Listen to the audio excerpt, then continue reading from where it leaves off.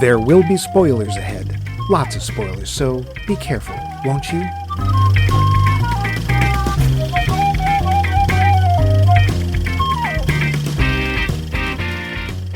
My, it's hot in here.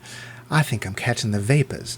Might I could do with a glass of sweet tea, sit on the veranda, maybe listen to a bit of Jack Benny on the Zenith.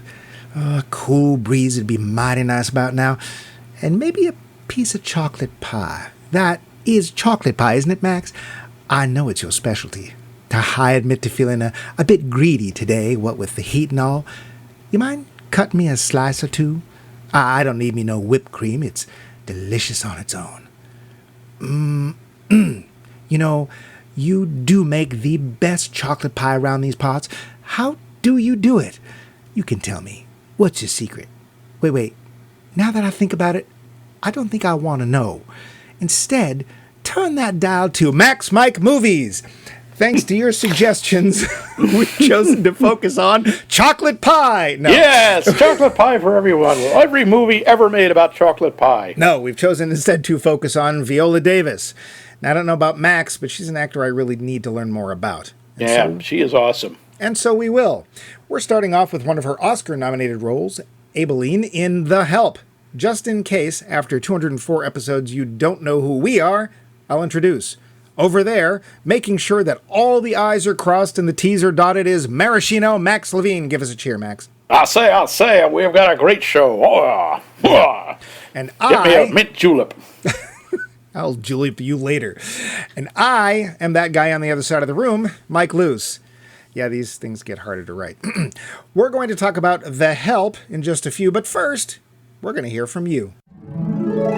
Poll question. We're listening. Not you. They're all being shy. Shut up.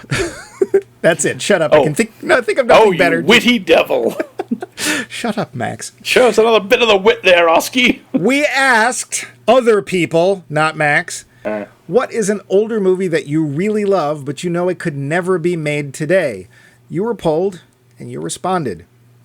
Val Coons, longtime listener, first-time caller, posted, quote, Casablanca, because if anyone tried, they'd be tarred and feathered. Also, for some reason, Blazing Saddles comes to mind. Airplane, too.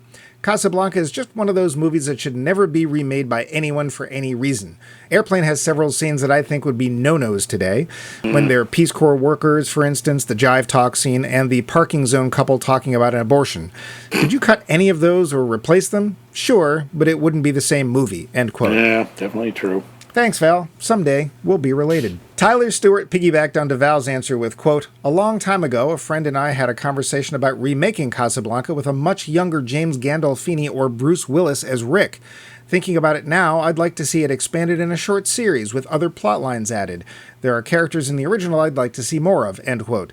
Thank you, Tyler. It's not exactly what we were looking for, but it is interesting. Besides, they did remake Casablanca. It was called Barbed Wire. No. Yes, it was. No. There's more. Yeah, I know. It was, in fact, so interesting that Tom Devlin, sticking his head in, pointed out that, oddly, there was a remake of Casablanca, sort of, as a TV series in 1983. Thank you, Tom. He then added, quote, do you mean because of changing social mores? I do think many movies are very much part of the times and wouldn't be made in different eras. 70s movies, for example, seem to have long scenes and really take their time setting up, end quote. Cool. Interesting point, yeah. Yeah, thanks, Tom. Have you seen the 1983 Casablanca I miniseries? remember seeing the ads for it and basically then throwing the TV through the window. Not throwing up? Okay. Adam Mark gives us, quote, Airplane, due to a lot of the content now being deemed problematic, end quote. And he's not wrong. Thanks, Adam. Nick Hoffman offered, quote, I don't think you could make Lawrence of Arabia today for a number of reasons. Economics, politics, and the general opinion that movies like this play Caucasians as saviors, end quote. Very, very true. Also, see our full episode on The Conqueror, or really the whole series on Whitewashed. Thanks, Nick. Dave! Can I get a Dave? Dave! Said, quote, I would say either M or The General. No point in remaking either. The glory of these films is the accomplishment for the times, end quote. When I pointed out that we weren't really talking about remakes, he responded, quote, acceptable to who? Movies are made for profit. Pretty much anything goes, end quote. He then published a link to 2 movies called Inflatable Sex Doll of the Wasteland and Pink Flamingos. Okay, we got to give him that one.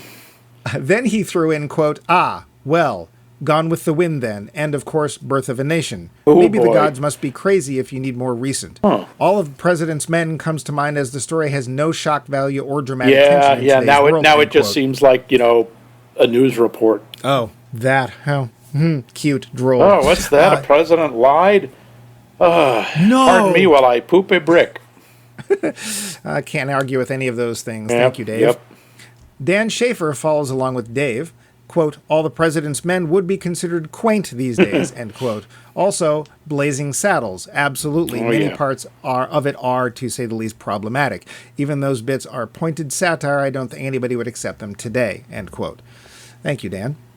It seems like Blazing Saddles and...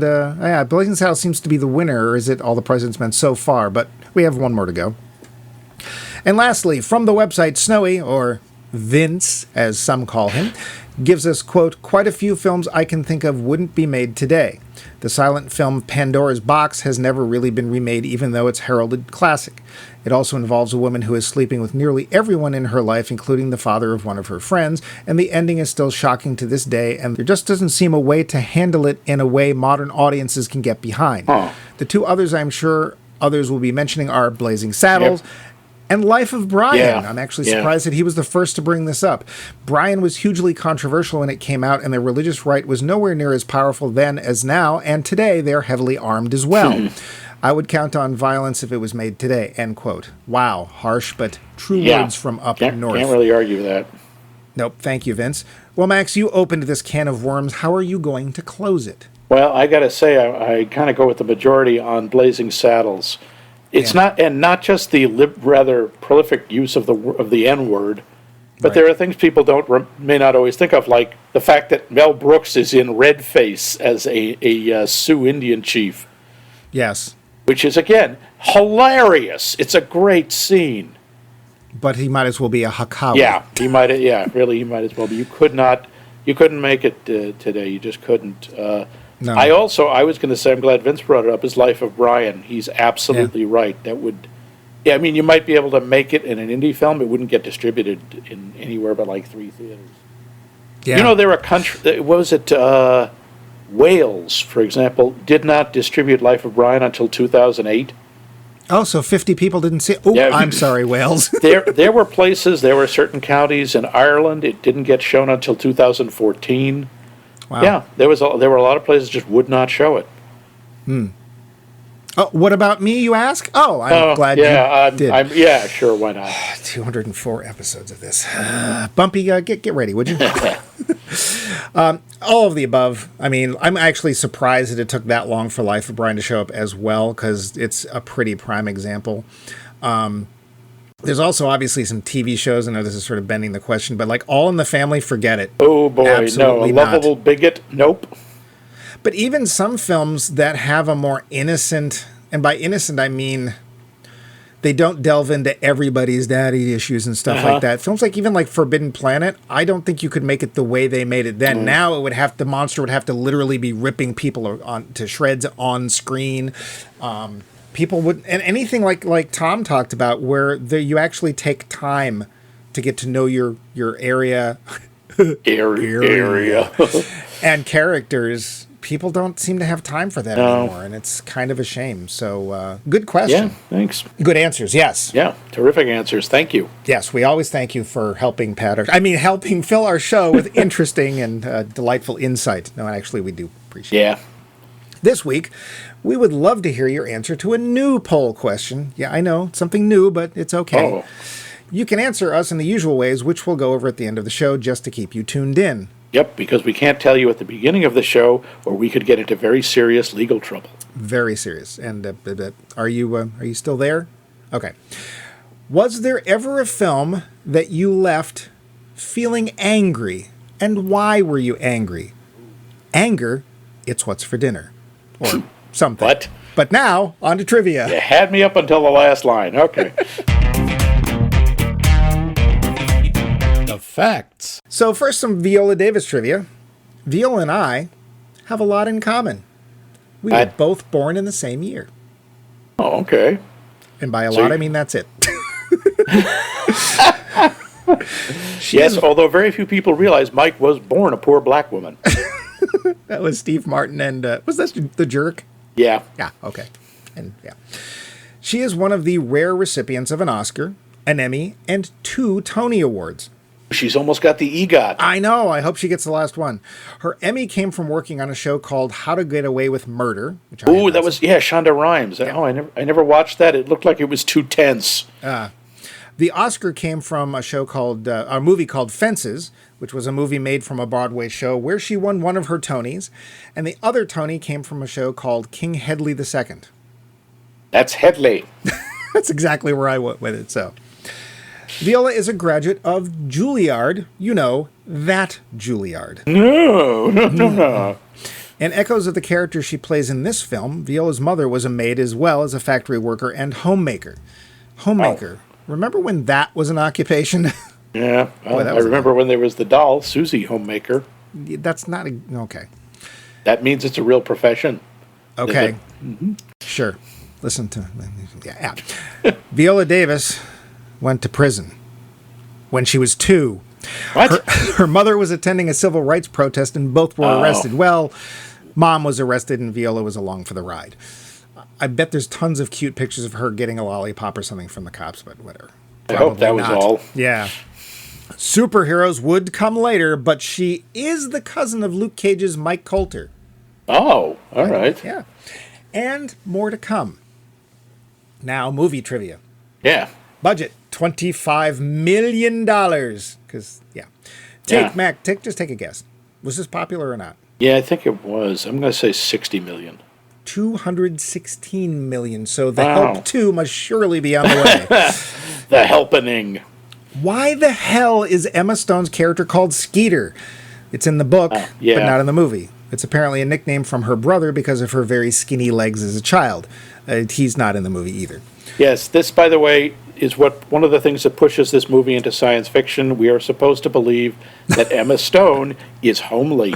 That's one of my notes, but we'll get there. Good Lord, people. Yeah. She's ugly because curly hair, I guess. Yeah, curly hair means ugly. But we'll get there. Bryce Dallas Howard, who plays Hilly, said she hung a photo of her character above her own commode as, quote, that's where she belongs, end quote. Sissy Spacek, quite the actor in her own right. Sissy Spacek was in the... I did not see that coming. Yeah. Me either. She didn't want to be Mrs. Walters as she didn't feel there was much to work with. But she changed her mind when told that she could improvise. That explains a lot. And I don't know for sure, but I'm having this feeling that a lot of Mrs. Walters' lines were improvised. Yeah, I think so. All right, Max, were you as worried about Hilly driving while drinking beer as I was? I was afraid she wasn't going to hit anything.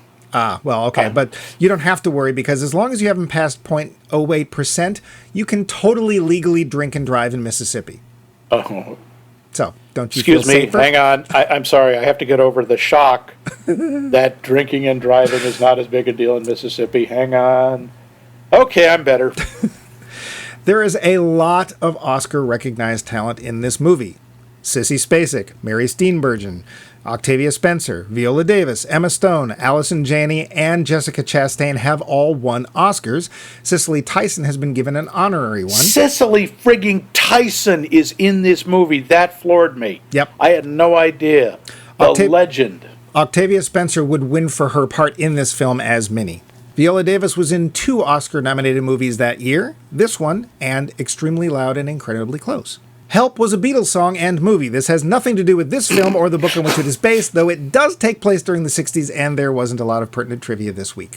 Okay. So, but, unless you know it, do you know any trivia, Max, for The Help? Just about the letter, but I thought you wanted to bring that up later. Right. The plot. It's 1963, and Jackson, Mississippi is the place to be if you're well off and white. For the black women who act as maids to these society folks, things aren't so great. They're made to feel less than human, work for tiny pay, and they're expected to do everything from raising the white people's children to making sure they never use their employers' toilets. One of the town's otter daughters, Skeeter, comes back from college trying to make connections with her old friends, only to realize that she and they have very little left in common. For one thing, she sees the huge dividing line between blacks and whites, especially when it comes to the maid that raised her, Constantine, who is mysteriously missing from her family home.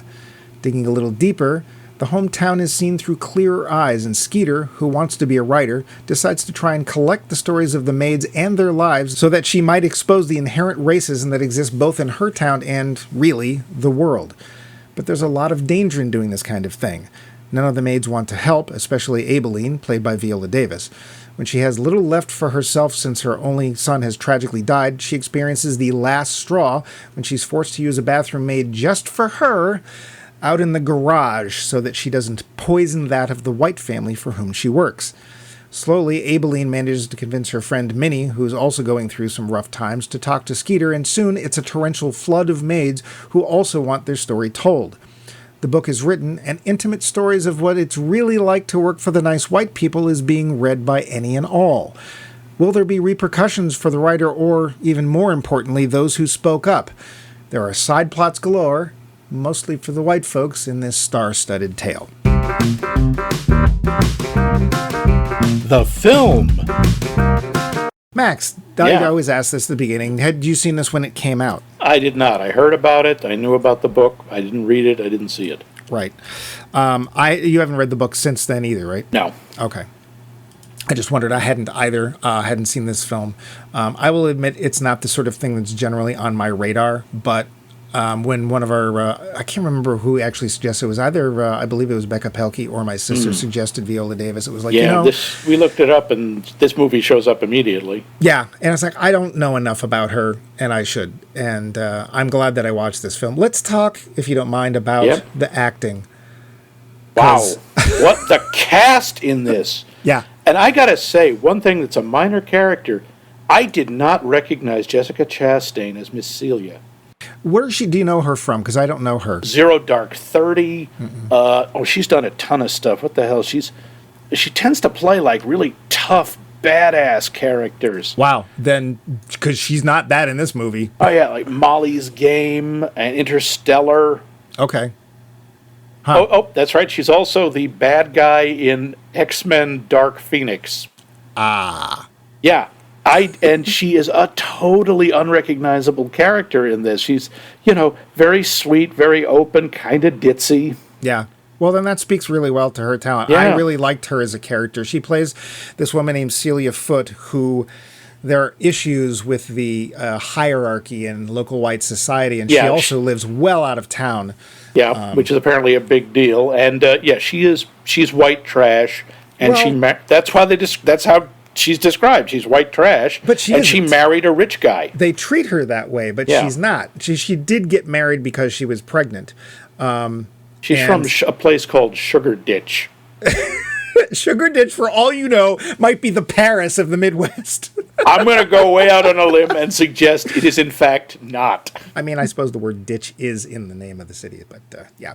But she's also the nicest of them. She is, and she honestly just wants to be friends with people, and she may not be the brightest person in the world. She has a lot of troubles, which is one of those very interesting side plots I was talking about. We'll get to those a little bit later. Yeah. Emma Stone also tends to usually play a rough, doesn't take any crap kind of character, and she does have aspects of that, but it's a very different approach. One of the things I really like about Emma Stone, she's got actual range. She can do kind of goofy comedy. She can be the tough girl. She can be the sort of fragile one. I mean, hell, this is another Oscar winner from A La La Land, the almost Oscar-winning movie. Oh, Warren Beatty. I know it's not your fault. She's really good in this. She's very compelling as a character because you can sit there and watch her. Basically, you watch her eyes open as she comes back to a home she thought she knew and realizes she did not know at all.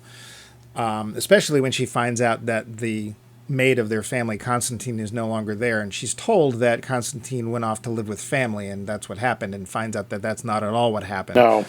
Her mother was Allison Janney, another Oscar at least nominee. She played Tanya Harding's mom in I, Tanya. Okay. And she's terrific. Most people know her as CJ from The West Wing. Okay. But she is really good. And I have to say, she has a redemption arc in this that I don't really feel is earned. I was just about to say the same thing. And Yeah. I don't feel it's the actor's fault at all. I think that they're trying to shove a little bit too much in. Yeah, they didn't give her enough time for that. They didn't give enough screen time to that part of it, which is all right because that's not what we should be focusing on in this story. But this is not a short movie, by the way. This is almost 2.5 hours long. No, and we'll continue with the acting, but I will say real quick, the pacing is really good. I was never bored. So it's not actiony really at all. No. But it was very well paced, so I'll give them that. Bryce Dallas Howard does loathsome. She's great. Thankless job as Hilly Holbrook, who is the leader of the town White Women's Brigade. Yeah, basically she's head of the Ku Klux Klan Ladies Auxiliary. And I have to wonder about an actor who takes on a part like that, knowing full well this is somebody that not only am I likely to hate, but everyone watching this is supposed to hate. It's like people love to play villains. Villains are always the most fun. But she's not that kind of villain. No, she's not theatrical. She's not melodramatic. She's just an absolutely horrible. I like what Abilene at the end says, "You are a godless woman." Yeah. And for that time and place, that was so perfect. Yeah. I also appreciate this one point where she says, "Aren't you tired?" Basically, aren't you tired of hating? Which is, she doesn't say that, but that's what's suggested. Aren't you tired, Miss Hilly? Yeah. And for the most part, that is the white women of the film. But there's two really outstanding actors here that play two main black maid characters, and that's Octavia Spencer, who I adore as Minnie. She's so good. She's a hoot, and she's a lot of fun, and she has a lot of pain, and it's all there. I gotta say, I like Viola Davis a little better in this. I think her performance is more subtle. Oh, yes. She has this incredible quiet strength, and yet this terrible, like, crushing weight on her, this despair that she won't give into, but you get the feeling she's this close. I think there's moments where you see her sort of light up, and you see that she probably was a lot more like Minnie at one point. But since the death of her son, and we don't really find out what happens to her husband. But she's got nothing else in her life, and she's taking care of other kids. And it's very obvious, and this is one of the most painful things of the film. It's very obvious she loves these kids. Yeah, they might she as well loves be the her white own. children that she's raising. Yeah, and what does she do? So the daughter of the woman she's with, she continuously says, pretty much every day, "You're smart, you're important." And what was the other third thing? You matter. You matter. And because the mother has basically left everything to her. The mother suffered apparently from really serious postpartum depression that never seemed to go away, and she didn't connect to the daughter because the daughter isn't what she wanted. She's not thin. The daughter, I'm sorry, looks healthy. She looks like she's going to be a lumberjack or something. She looks strong and fit. Admittedly, she's like, 3-4 years old? She's a toddler, but the mother just wants nothing to do with her. She's just... Yeah, I believe the mother was Elizabeth, played by Anna O'Reilly, whose Again, part is really not good big. Job. Yeah, it's not a very big part, but you can see her. She's struggling because she actually does care for Abilene, Viola Davis's character, but she also really, really cares about her position in white women's society. So, as we see, she cares more about that. Yeah, well, so there you go. Viola Davis has got this quiet strength too. Like, she's been almost broken, not quite, but almost broken. But there's also moments. She also has this amazing fear that you see her master, because when Skeeter first shows up at her house, she's just like, she doesn't know what to do. She's like, I've never had a white person in my house. I'm not supposed to. I could be arrested or killed because you're in my house. Yeah. And it's the range of emotions that Viola Davis portrays and that the character must have to go through on a daily basis is astounding. Yeah. You could make an entire career out of just that range of emotional portrayal in this movie. And in that way, I was very glad I've watched this movie, because one of the other things I'd like to point out, first off, we don't have to complain about there being no black people in a movie we watched, which is a nice change. Yeah. But also, the men in this film, all ancillary characters. Yeah, they're None all of them really matter. peripherals. Nobody's really important. They're all just set pieces. They're all just used to make points. Yeah. I didn't check to see if this film passed the Bechdel test. My feeling is it does. I think it does. But it's nice because it's all women talking. It's mostly women characters. It's about what they're going through. None of it felt pushily so, if I can say that. You know, like, let's do a woman's issue right now. It's like, it wasn't like that. It was just, these are the characters and what they're going through, and it was nice. It was very refreshing. How did you feel about that? Yeah, I thought that was really nice. This is very much a woman's movie, and because it is very much a woman's perspective, and it's clearly in a situation like that, a woman was the only one who could tell the story, and the only ones who could relate them. Yeah, we'll get back to that though. Yeah, the writer Kathryn Stockett, she does make a brief appearance as one of the members of the Bridge Club, but she's the one whose novel this was based on. She helped write the screenplay. The director was a guy, though, so, you know. But I will say, unlike, was last week Rough Night? I can't remember. No, Last week was Lucy, No, that's right. Lucy, 2 weeks ago was Rough Night. Yeah. Unlike Rough Night, which was directed by a woman, Yep. felt like a movie that was like, oh, I think this is what girls sound like. I'll just do this. Did you get that impression at all in this film? That this is like women characters written by guys or directed by guys? Not really, no. Good. Yeah, I didn't either. And in that case, it was very... So this it was less the gender and more about the race. That, yes. Although, because the guy characters aren't there much, there's a little bits, and we still... There's some.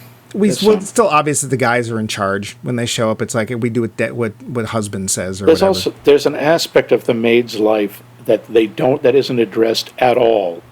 Yeah. That we can talk about later. But yeah. Cicely Tyson is in here very briefly. She was 86 when she made this movie, and I am sorry, she walks away with the scene. It is one of many heartbreaking scenes in the film. She has almost no lines. It's all done physically. It's all done with her facial expressions, and it is you're right. It's heartbreaking. It is just so painful to watch. It's not very long. Yeah. And this is another sequence. This is a flashback where basically Skeeter's had enough and confronts her mother and says, I need to know what happened with Constantine, because she's written this book of stories of the local maids, and her potential publisher has said, yeah, you need one more story. You need your story of growing up with a maid. And how she was in effect raised by a black woman. Yep. And we go into this flashback where the mom tells the story, and it is this terrible situation where the mom has gotten some award for being in the Daughters of the American Revolution or whatever. Yes, basically award for white people voted best people of all. Yep. And while she's having the dinner over at their house, and Constantine, who is obviously very old and is mentioned as being old and slow, her daughter is coming to visit. Well, the daughter shows up early, and of course Constantine and the daughter, when nobody else was around, were pretty much accepted as family members. Yeah. And so Rachel comes right to the front door and is like, I came a week early, and her mother, and Skeeter's mother, is horrified. And the women of the DOA, or whatever it is. The Daughters of America, which, by the way, is a real society. Oh, yeah. Are like, how can you possibly put up with this? She needs to leave this house right now. And so, unfortunately, Skeeter's mom... She folds to the peer pressure. She's more afraid of losing her position. She's more afraid of what people will think than she is about about taking care of what is affect her family member. Yep. And she fires Constantine. Yep. And the look on her face, the look of just utter baffled sorrow. Yeah. Is just killing. Even worse, we see a bit where she's back at her local apartment because she doesn't live on the premises. And what does she have but written on the wall, as most of us did growing up? There's little lines of her daughter getting taller, but right next to each one of those is Skeeter. Yeah. She's been measuring Skeeter, and she obviously in her own home. Yeah. And of course, when Skeeter finds out, she's horrified, and the first thing she wants to do is like, I'm going to go to Chicago and find her. And her mother's like, He tried that, and then this is something you give the mother a little credit for. He said, we sent your brother to bring her home. Yeah. But she had died. Right. likely from a broken heart or basically like, I'm 80, whatever, what am I going to do now? And that is the crime of Skeeter's mother, which apparently she's supposed to be redeemed for by sassing Hilly. Yeah. Which no. Sorry. At that point in the movie is not that hard. Yeah. So there is a lot of talent in this film. All of it is on really good display. Yep. I don't think there's a weak... The only weak performances are just because the characters themselves aren't around much. That's all. And it's not even a weak performance. It's just we don't get to see enough of them to know. So there's a boyfriend named Stuart who does a fine job, but he's on the screen for maybe total of 5 minutes. Maybe. We have... I kept forgetting Skeeter's father was present. He's in like one scene. He's in 2 scenes. At one point, he's lying in bed next to her, but that's... Yeah, he gets like 2 lines. Yeah.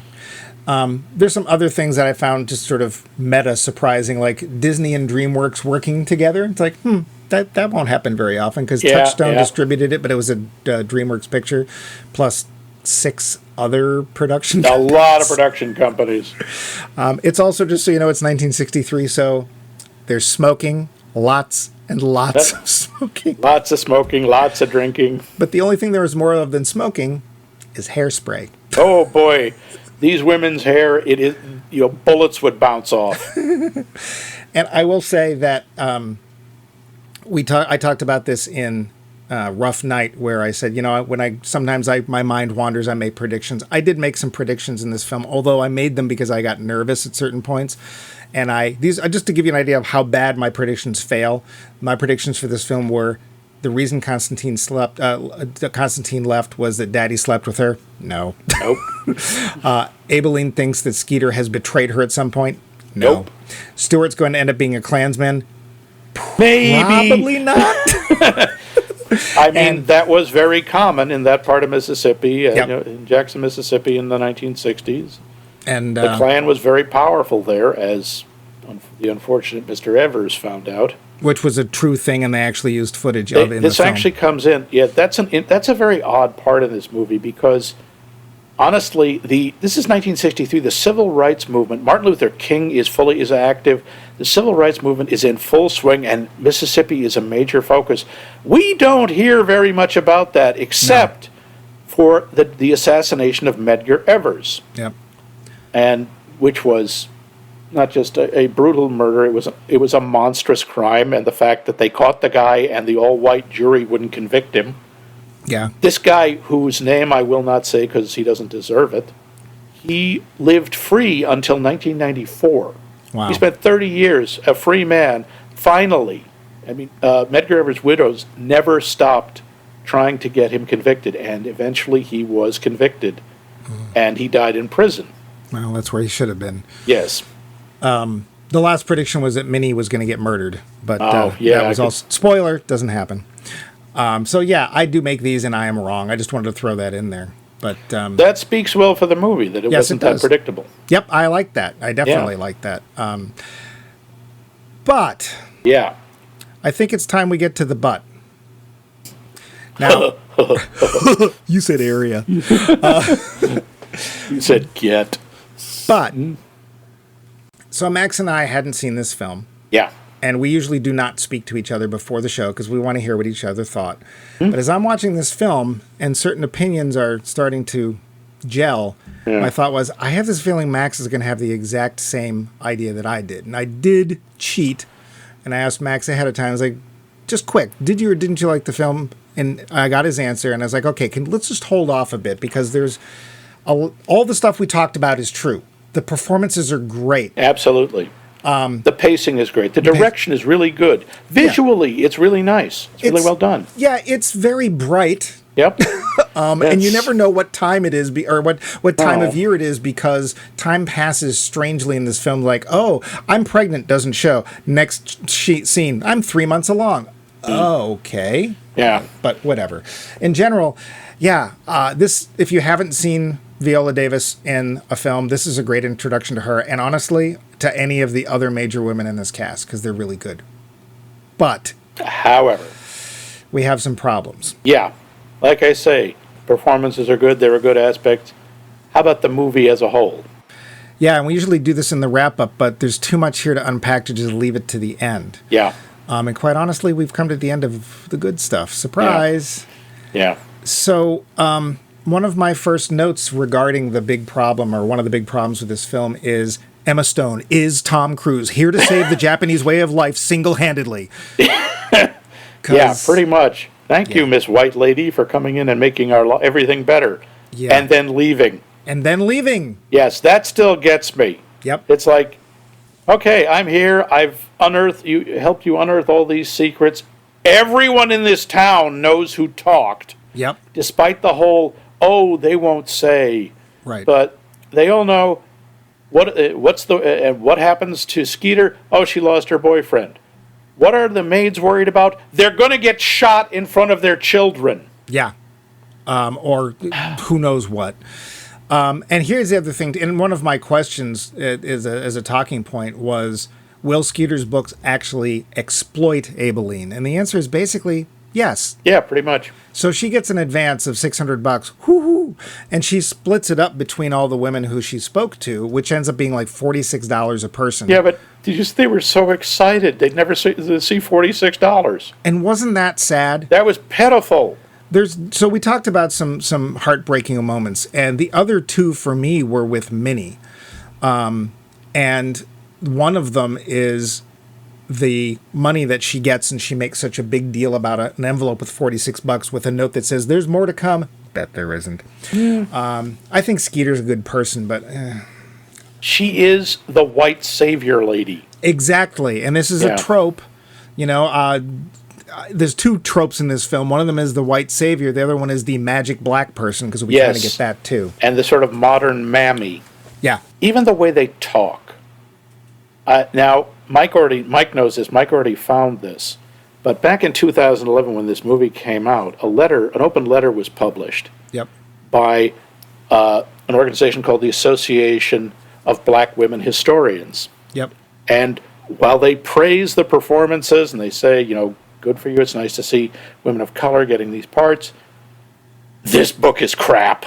This story is crap. It leaves out so much. It's condescending.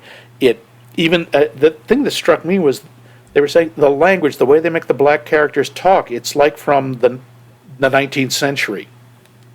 Well, if I have a direct quote, if you don't mind me reading that. Sure, go ahead. So, the Association of Black Women Historians accused both the book and the film of insensitive portrayals of African American vernacular, a nearly uniform depiction of black men as cruel or absent, which is true, and a failure to acknowledge the sexual harassment many black women endured in their white employers' homes. They leave that. That is an aspect that doesn't come in at all. The women were constantly in danger of sexual assault from their white employers. Right. Ida E. Jones, the national director of the association, concluded, quote, "The Association of Black Women Historians finds it unacceptable for either this book or this film to strip black women's lives of historical accuracy for the sake of entertainment," end quote. As I watched this film, this is 2011, by the way. It's not that long ago. No. And I was just like, I don't believe so much was made out of this film in a positive way, because the white savior comes in and does everything, does basically exploit all of these people's lives for money and gets a good job to go back to New York, leaves everybody here. Although they have, it's okay because they have the black character saying, no, you should go. So that way we can all feel better. She gets absolution in effect. Yeah. And it's just, the whole thing made my skin crawl. But I wasn't alone in that. I did a little bit more research and found out that Viola Davis decided that she was not a fan of the movie because of its white savior overtones, and she's been quoted as saying, quote, "I just felt that at the end of the day that it wasn't the voices of the maids that were heard," end quote. She said, quote, "I know Aibileen, I know Minnie, they're my grandma, they're my mom, and I know that if you do a movie where the whole premise is, I want to know what it feels like to work for white people and to bring up children in 1963, I want to hear how you really feel about it. I never heard that in the course of this movie," end quote. Bryce Dallas Howard, who plays the villain of the film, says that she too would not agree to be in this film today.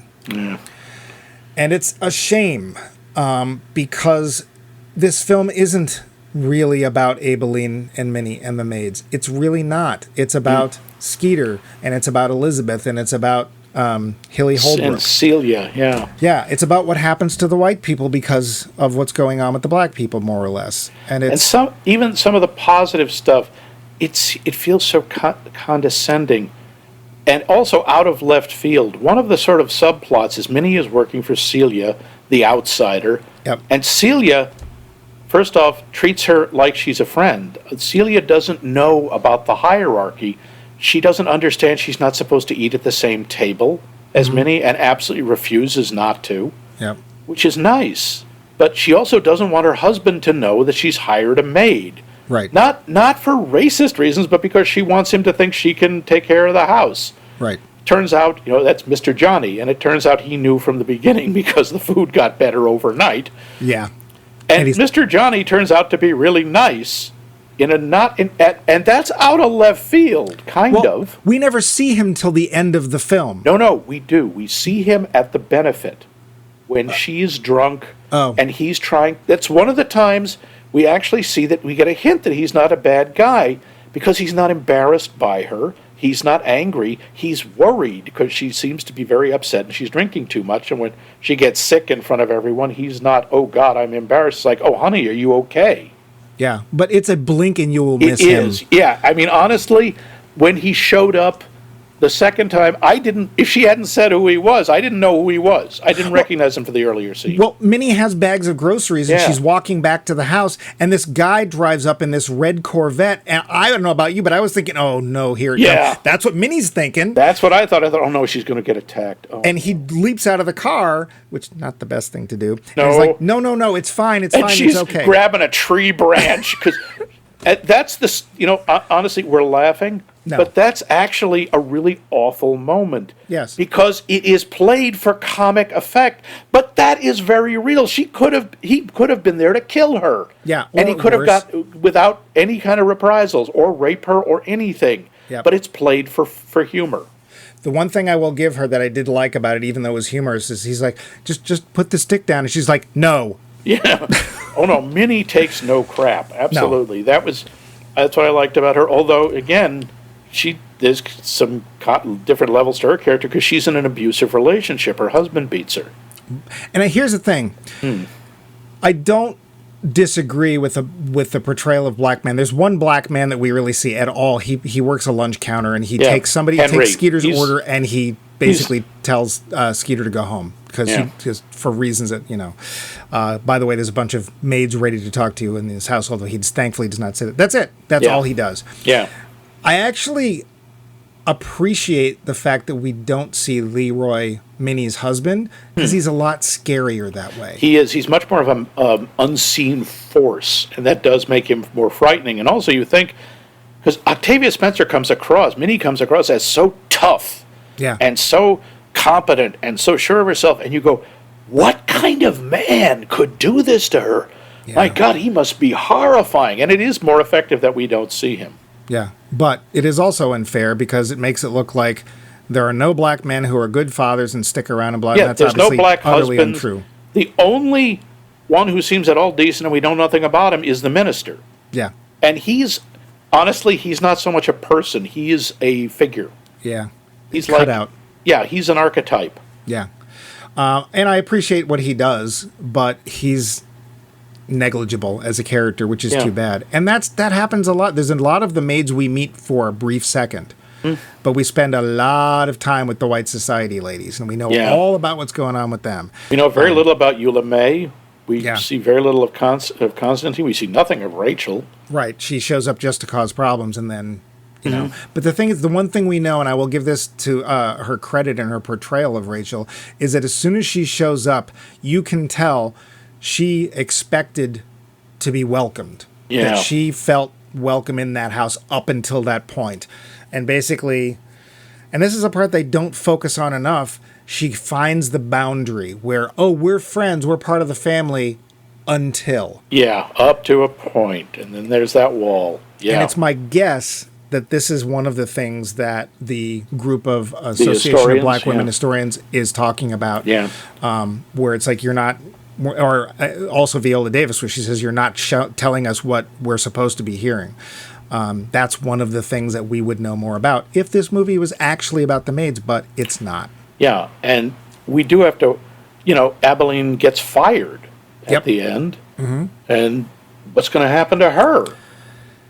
Well, and here's the other thing. Do you believe, this was one of my talking points, do you believe that Minnie is not going to feel repercussions from this? Oh, of course she is. They all are. Yeah. I mean, when that moment when she's just terrified and saying, "What are they going to do? Are they going to burn our house? Are they going to shoot me in front of my children?" Yeah. It's like, are they? They might. That happened. And the one potentially good thing for Minnie was the other heartbreaking moment for me. And it's when Mr. Johnny comes home and he's talking to her and he's like, "Look, Celia told me everything. She told me about all the sadly, the failed pregnancies." And in a really horrible scene, we find out that Celia, who's had this happen now a fourth time, has been burying the miscarriages. Under rose bushes. In a that's that's heartbreaking. That is too. That is heartbreaking watching that. And then she's worried that her husband will want to break up with her because he wants kids and she can't have them. But Johnny shows up, tells Minnie, "Hey, it's okay. We're glad to have you here. Quite honestly, your food's a lot better than my wife's, which is true. You've got a job here for the rest of your life if you want it." That is the sad part because Minnie is thrilled. Yeah. I have got a job for the last of my life being a servant to these people. Yeah, but you can understand it because it's so fragile. She's already been fired, and Hilly not only fired her but badmouthed her, called her a thief, so no one else would hire her. Yep, and she tries to do the same thing with Abilene. Yeah, and Abilene said the big thing with Hilly, and Abilene and Minnie say, look, she won't. When they're worried about reprisals, saying Hilly won't let anyone believe that this book is about the town of Jackson or any of these people because there's the thing with the pie in there, and she will not. Yes, basically, it's pretty. Yeah, how do we bring this in? Turd pie. Yeah, good though. Yeah, basically, Minnie, as revenge, serves Hilly after she fires her and badmouths her a pie made with some of her own waste matter. Yeah, and Hilly eats like 2 slices. And then she tells her. What does she do? What do they call those little sores above your mouth? Canker sores. Well, it's not a canker, but there's another... Herpes. I'm sorry, herpes? It's a herpes. Yeah, it's a herpes. It's probably from that. Yeah. And I like the fact that even though the mother, Sissy Spacek, Mrs. Waters, is still pretty clearly a racist, Minnie won't let her eat the pie. Yeah. No, because she knew that Mrs. Walters was probably in some form of dementia or Alzheimer's. She was definitely. She says she can't remember. I may not remember my own name. I may not remember what country I live in. But I remember you ate 2 slices of that pie. Yeah, and they're saying she will never let anyone know that this is about her because she would have to admit that's what she did. Yes, and she turns out it's true. She still wants revenge. Well, and here's the thing. She can easily get revenge through other means that won't be directly attributed to her. Of course not. All she has to do is drop a couple of names at the next Klan meeting that she attends. So she's been given this job for life, which thrills her. And to me, that was just one of the saddest things. It's one of the saddest things since a woman named Tracy Chapman wrote a song called Fast Car. If you don't know that song, the poor woman, who I assume is Tracy Chapman in the song, her dream is to live in a house. That's it. Yeah. That's it. That is as high as she can look because of where she is and what's going on in her life. To me, that is one of the most soul-crushing songs ever because it's, I want to be an astronaut. I want to live. That's it. Not, I would be content with a house, but that living in a house seems to be an amazing goal that she would never be able to attain. And it is so sad. And it's, for me, Minnie being happy and holding her hands together at that offer was just, it's just sad. Just really sad. Because at that point, that was what she could expect. Black women had an unbelievably limited choices of things they could do. 90% of the black women in Minnesota worked as servants for white households. Yeah, just so. There is a lot about this movie that makes me want to punch it in the face. I'm sorry, it just does. Yeah, and it's so it was surprising. In 2011, as sad as I wish I didn't have to admit this, but it was surprising. It shouldn't be, but it is. No. I did like the characters. I thought there was a lot of good storylines. There was too many. I thought that what there was well done, but again, most of the interesting storylines happen with the white people. Yeah.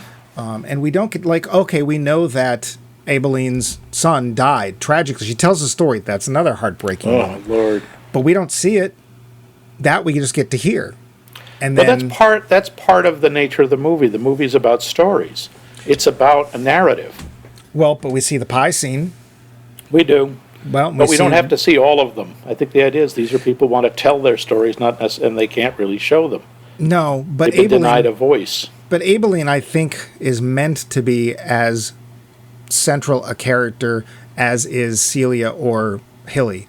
And in that case, because her past background isn't filmed and we don't see it, to me, it keeps one of the things that keeps her from being as more present a character than she is. I think she should have been. This is a pointed talking point question, Max. Who is this movie meant to make feel good? Why, it's made for white people, of course. Because white people fix everything, and now there's no more racism ever. That was one of my notes. Yeah. Because literally, Abilene holds her head proudly at the end of the film after she's been fired, after she's torn herself away from this little girl that not only does she love, but she knows her mother will never give her the chance or the love that she needs. And she walks into the sunset. Literally. Like, this is a good thing. Yeah. And the little girl is pounding on the window and screaming her name. Yeah. And it's like, it is incredibly sad, and it's supposed to be an uplifting moment, and it's like, no. That was an aspect I kind of wish they talked about more. It's fascinating. These black women are raising these white children. Yep. And the children love them. Mm-hmm. And then they turn into their parents and treat them the same way the parents have treated them for hundreds of years. Yeah. God, that story about, I can't remember. There was one maid, it's her only story, how the French family, she was left in a will to Jolene, work. Yeah, to work for Miss Jolene, even though she wanted to work for the other sister, because everyone just assumed the family and Miss Jolene owned her. Yeah. Like, oh, good God, what century is that? It's 20th, as it turns out. Yeah, I know, but yeah, it's 100 years after the Civil War. Yeah. Who wrote this movie? A white woman. Yeah. Who directed it? A white guy. This was surprising to me, and we didn't want to spend the entire show talking about this because there are positive aspects to this film. There is some good movie making here. Yeah. Mostly in the case of the actors who are in this. Yeah, and the performances are first rate. The women. But, yeah, do you want to get to the wrap-up, Max? Because I think there's actually more to say, believe it or not. Yeah, okay. The finish. So, Max. Yeah. Had you seen this movie before the show? You asked me that at the beginning. No, I have not. So I asked you if you'd seen it when it came out. Ah, okay. No, I had never seen this movie. I had heard about it. I kind of knew that it pissed off a lot of people because of, again, it's another one of the hooray for white people movies. Yeah. Although I got to say, when I'm watching it, I'm just sitting there going, wow, we suck. Yeah. Yes, we do. If we treat people that way, yes, we do. Yeah. Now that you've watched it, what's your opinion of the film? I think overall, as a message film, it's terrible. I think it's an example of the kind of movie that we should just friggin' stop making. However, as an example of a movie, it's really well done. The directing is good. The dialogue, apart from the stereotypical language and inappropriate and inaccurate historical language, is well done. And the acting is superb. Mm-hmm. The acting is, as they say, top drawer. All of the women in this. And the only reason, I'm sure I forget the name of the actor who plays the little newspaper editor. He's adorable. He's been in everything. I don't know his name. I think he was in Midnight in the Garden of Good and Evil, wasn't he? I don't remember. He's this little southern gentleman sort. Yeah, he's mostly loud. He's sort of like an early Lou Grant, except shorter and southern. Mm-hmm. The men are just irrelevant in this, which is fine. That works. Yeah, I But, didn't care. I didn't miss them. Yeah, the actress is terrific. The movie makes me want to punch it. So I have two questions I want to throw in here real quick. What if this film, instead of having been made in 2011, what if this film had been made in 1964? Honestly, I think that would have been a lot more effective. I think that would have been revolutionary. Right. It I would agree. have. Yeah, it would have. In fact, I don't think it would have been made in 1964 because it would have never played in the South. And that, of course, leads me to one of the answers to this week's poll question that I didn't want to give because I didn't want to give anything away. But this is the kind of film that I hope wouldn't, even though it's 11 years ago, wouldn't be made today. I think it would. I just would hope it wouldn't. But you would hope, but the white savior trope is very strong. I know. And it keeps cropping up. Yeah. And they try to hide it sometimes, but it keeps cropping up. Oh, they usually don't. Especially when Tom Cruise has to save Japan. But the other question I would ask is, what did you think about Bob Dylan showing up all of a sudden? That was kind of jarring, considering we're getting like Chubby Checker, and I get the idea. It's like, sure, the times they are a changing, and it's 1963, and he existed then. I mean, it's about as poignant as me saying, the Beatles had a song called Help. Yeah. It's like as connected. It didn't fit. That was oddly the one part of the soundtrack the rest of the soundtrack is fairly unobtrusive and it works. Yeah. That was just like, okay, no, you're really trying to shoehorn that in, and I don't think it worked. Yeah. I was like, why is the Zimmerman here? Yeah. But what about you? What did you? Now, you had never seen this. No, and I am glad that I did. And here's the thing I take away from it. Like we've just been discussing for the second half of our show, this is a white savior film about how white people swoop in, save all the poor black people, and there's never racism ever again, and nobody else is ever going to get hurt because of what they did in this film. Yeah. And they made lots of money, and blah, blah, blah, blah, blah. And I talk about rose-colored glasses, and I can't help but wonder, the woman who wrote this and the guy who directed it, do they really just not know? I don't know. There's no way for me to know. There's no way to know. The performances are great. It's actually great seeing a movie with mostly women characters where they're not all sitting there. There is one character that's Skeeter. They're trying to push her to get a husband. It's pretty obvious that she doesn't want one, but that's not in any way the main thrust of the story. It's women dealing with many different issues. Some of them are, in her case, getting a job, which she wants, and she wants to excel. She wants to not be a housewife. We're dealing with this poor woman who's got miscarriage after miscarriage. We've got the society. We've got all these different things that aren't just a man, which is nice. Yeah. I do kind of like, there was one little scene between Skeeter and her mother, and most of the scenes are just irritating, where her mother is trying in a very 1963 Southern way to ask Skeeter if she's gay. And I'm sorry, that was friggin' hilarious and just creepy at the same time. You're like, are you having unnatural feelings about girls? Because there's herbal tea that'll take care of that. Yes, there's a cure for that, a root tea. Yeah, I didn't know how much I believed that, her coming at her so daintily about such a subject, or even bringing it up at all in 1963. Whatever. I don't know if she would have brought. Honestly, I did believe it because clearly she was so desperate for Skeeter to be married, to get a husband, because that's what's expected, that she, I think, would have explored anything. She would have tried to come up with anything if she could come at it with a possible solution. Yeah. I don't like the message of this film at all. Yeah. I don't like the fact that the black characters, who are supposed to be the main thrust of the plot, are still relegated to the sidelines. But the reason I'm glad I watched the film is because it shows us how much further we still have to go. Yeah. If this film can be a big Oscar winner and the talk of the town and make 10 times its budget in 2011, I think if you come out of this film feeling comfortable, that's the problem. Yeah. I think if you come out of this film going, ugh, and your skin feels itchy, then you understand at least part of the problem, and you're at least somewhat aware of what's going on, and you understand this is not okay. And in that respect, I'm glad I watched the film. Not least of which, again, the performances, we talked about this many times, but the performances are great. And that's the really sad part, is that all of these performances are lost in such a bad tale. a bad message of white people can save everything. But even when they do save everything, it's still like, you have a job with us as our maid forever. Thank you. We'll save you. I think you saved me. But yeah.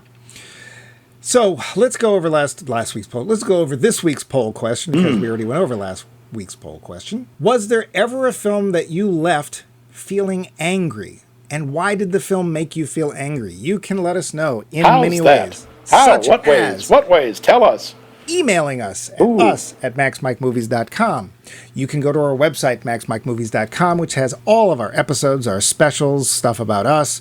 You can leave comments there. We do take them and, in fact, have used them like we are right now.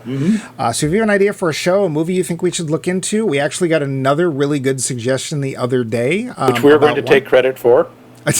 Well, yes, but we will give you Bumpy Bucks, which you can use to... in the Bumpy Hut catalog. We're on social media, such as Facebook and Twitter. Again, as we hope will remain that way, is totally 100% Elon-free. We are Max Mike Movies in both places. And hey, I'll ask again, nobody answered, but if you think we should be on Instagram for some reason, let us know. And then lastly, I think that's all that we have for lastly. Well, also, should we be on TikTok? Should we be doing Max Mike movie dances? No. Okay. No. Well, I know you won't, and I'm not dancing alone, because dancing with myself. There you go. What does that mean? I think I know. Anyway. So we've dealt with the help, Max. We're still focusing on Viola Davis, and she's got a lot of great roles out there. Which of her great roles would you like to choose for next week? We're going for her most recent Oscar nomination. This was her, I think, only Best Actor nomination. It's supposed to supporting, and this was in Ma Rainey's Black Bottom. Oh. Yep. It's not a proctology film, is it? No, nor is it a particular medical condition. Yeah? Are you sure? Have you well, I don't know. I have to talk to my dermatologist about it, but that's neither here nor there. No, Ma Rainey's Black Bottom. Or neither up there either. Nope, actually it's about a blues musician. And we'll get to the bottom of Ma Rainey next week. You are very much fired. You are extraordinarily, there is no words to describe how fired you are.